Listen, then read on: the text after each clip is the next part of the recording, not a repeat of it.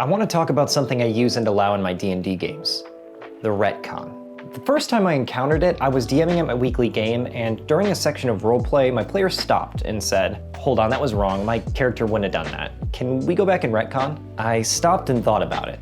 I didn't reveal any immediate consequences for that player's actions, it really just seemed like they'd changed their minds. So I said sure.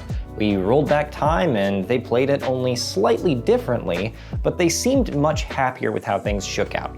If you're not familiar with the phrase, the word retcon is short for retroactive continuity, and is a literary device where facts previously established in the story are adjusted, ignored, or contradicted by subsequent story details. The difference between role-playing games and other literary work is that the canon of the story is all in you and your players' heads. It's partially why if you ask a player to tell the group what happened last session, their answer is going to be way different than another player at your table. What they focus on and what they omit tells you what the story is for them. What happened in my game might be better described as a rewind, turning back time to quickly fix a mistake. Regardless, the word retcon and the narrative power behind it started popping up more and more in my games. For example, another session started with my players waking up from a long rest. A player quickly asked if he could have cast a spell before going to sleep that night. I told him that was fine, go ahead.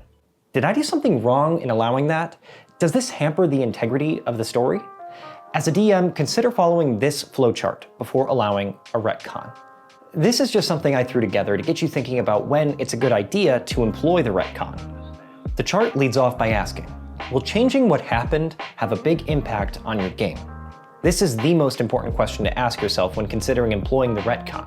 If the change is inconsequential and makes the player happier about the game, it's a net positive, just go for it. The next part asks the second most important question. Is the player using the retcon as a way to avoid the consequences of their character's actions? The most common scenario of this occurring is after you as the game master have related, or have begun to relate, the negative consequences of a character's actions. This is the area where the retcon can be abused. If your players are just using it as a quick save button, you know that something has gone terribly wrong. At this point, you have to stand firm and say, no, those were your choices in the moment, but now here are your options. You don't want to have the retcon massage all the conflict out of your story. This is why I call the retcon a dangerous tool. But if the players aren't trying to use the retcon as a get-out-of-jail-free card, it can be a powerful and freeing tool as well. Due to the improvisational nature of a role-playing game, you're bound to make some mistakes. That's okay. Some of them you can live with. Others, it would be better to just say, hey guys, that was my bad. The character would not have made that choice. Can we just go back and fix what they said?